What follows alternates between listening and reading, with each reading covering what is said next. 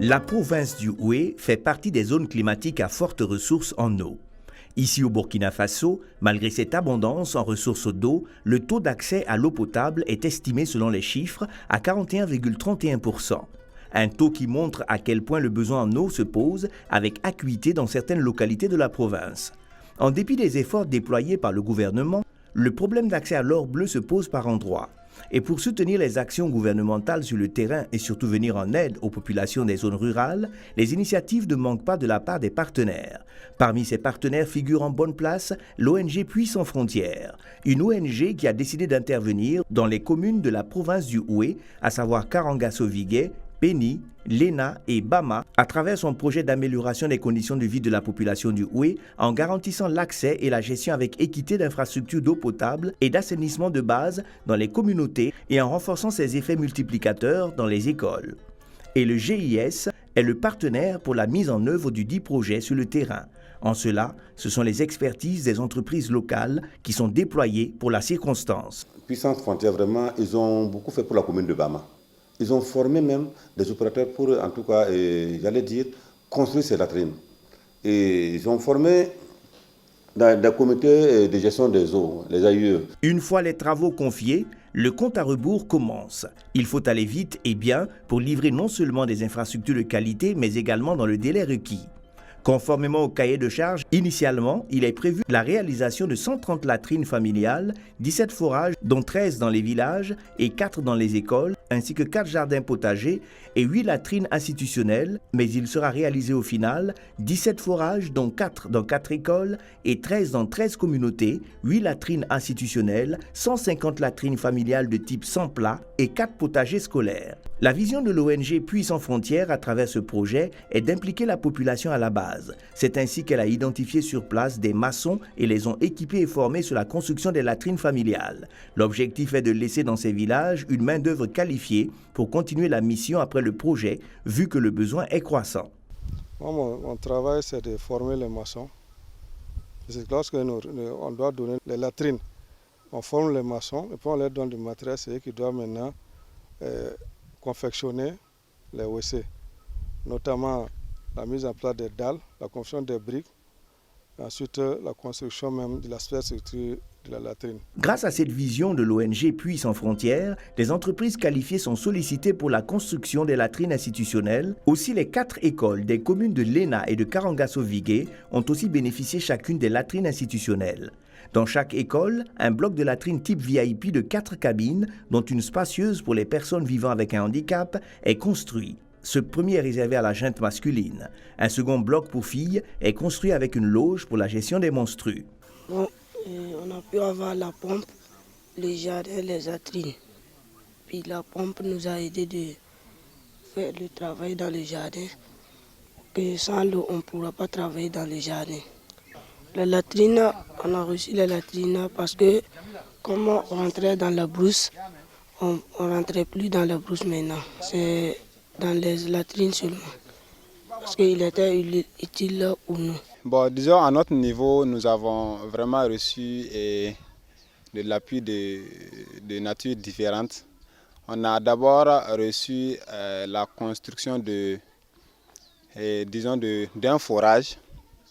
Voilà, ensuite, nous avons bénéficié d'un jardin potager. C'est le jardin que vous voyez derrière moi. Voilà, et nous avons aussi bénéficié d'une construction de 2 blocs de latrines. Voilà, ça va le bloc masculin et le bloc féminin. Voilà, c'est-à-dire pour les garçons et pour les filles.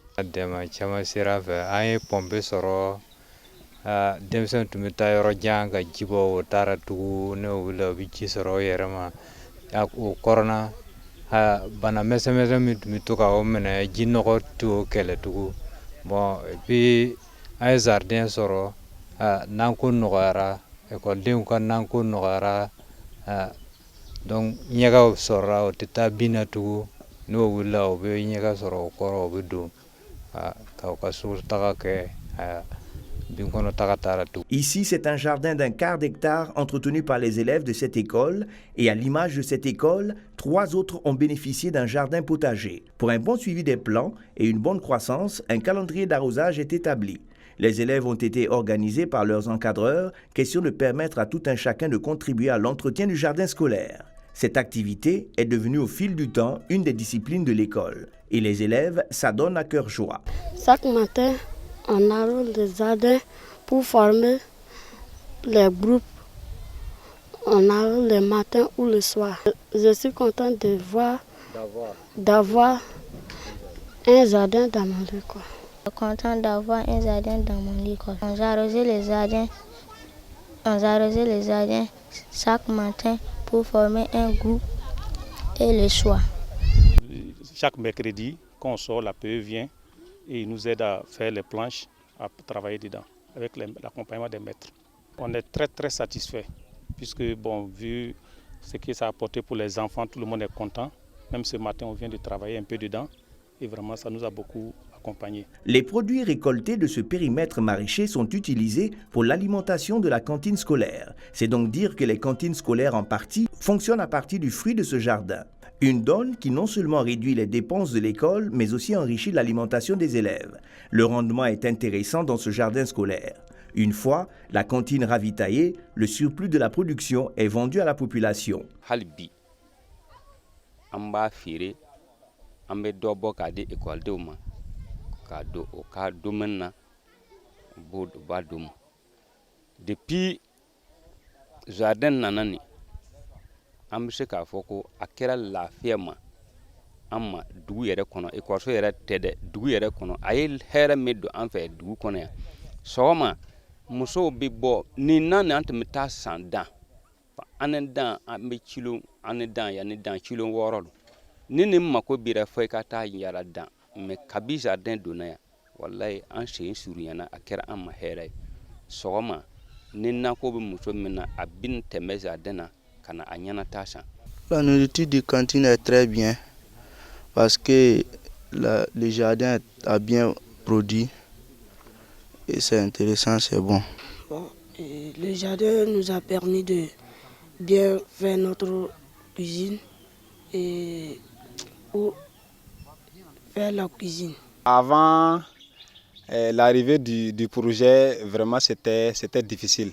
C'était difficile parce que on n'arrivait pas vraiment à agrémenter, disons, notre sauce.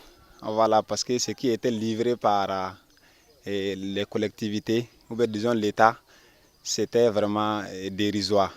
Mais bon, avec l'arrivée du projet, nous arrivons vraiment à faire mieux, disons, pour les enfants. Chaque jour, en tout cas, nous utilisons ces produits-là pour améliorer la cantine scolaire des enfants. Par exemple, on peut en tout cas préparer par exemple, le riz là, avec l'aubergine que nous avons produit, voilà, avec les courgettes là. Aussi, des sensibilisations ont été faites dans les écoles sur des sujets tels que l'absentéisme scolaire lié aux grossesses non désirées, au mariage précoce, au travail des enfants, aux menstrues. Cet appui conseil a été rendu possible grâce au service départemental de l'action sociale. À cela s'ajoutent des formations qui ont été données sur la mise en place du potager scolaire par un technicien d'agriculture. Des ateliers sur l'optimisation nutritionnelle avaient pour objectif d'apprendre aux élèves, aux enseignants et aux parents l'utilisation rationnelle des produits maraîchers. Tout cela avec l'appui des services départementaux de l'agriculture. L'ONG Puits sans frontières a aussi organisé des rencontres de sensibilisation sur les questions d'hygiène et d'assainissement dans ces localités, écoles et villages. Dans les écoles, en plus de la sensibilisation, il y a eu la mise en place, la formation des clubs d'hygiène pour poursuivre les activités de sensibilisation après le projet. Il faut ajouter aussi que les populations des 13 villages ont bénéficié d'ateliers sur la gestion des infrastructures d'eau et d'assainissement, la motivation et l'autonomisation des associations des femmes, la sensibilisation à l'intention des organes de décision.